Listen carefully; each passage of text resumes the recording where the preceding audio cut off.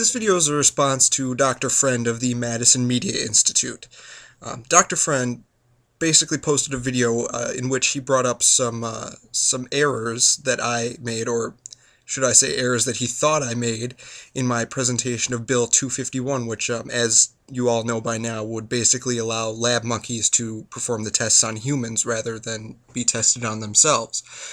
Now, Dr. Friend brought up basically three main points. The first point that he brought up was that he basically seemed to think that when you refract light off of multiple surfaces, that the light gets dimmer because of course, quantum mechanics. But what we really have to understand here is that when you reflect light off of the surface of a black hole, the black hole turns itself inside out and basically becomes John Madden, and John Madden leads us to the promised land, as was foretold in Matthew 12:67.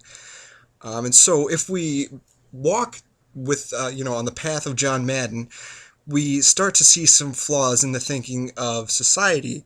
For instance, everyone knows that we should not be shaking hands, we should be clapping hands when we meet each other. That's, just obvious, but everyone refuses to acknowledge it, basically. Now, the second point Dr. Friend brought up was that ice cream sandwiches obviously would melt in temperatures higher than 32 degrees Fahrenheit.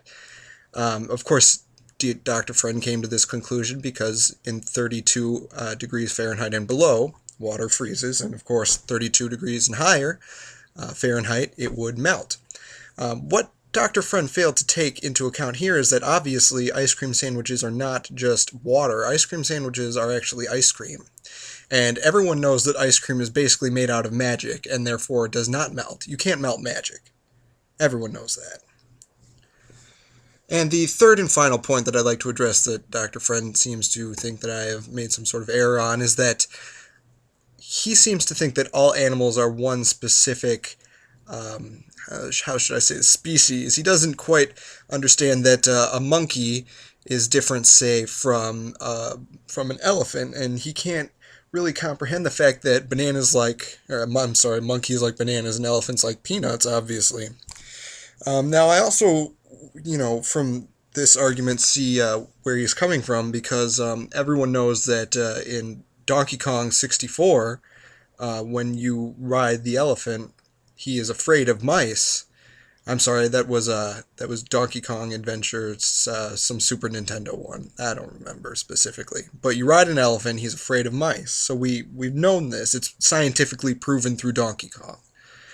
And so through this, obviously monkeys are not afraid of mice, and they are two separate animals. Now, if you were to pickle 7 peppers, then obviously you would wonder how many pickles that Peter Pecker picked a pepper.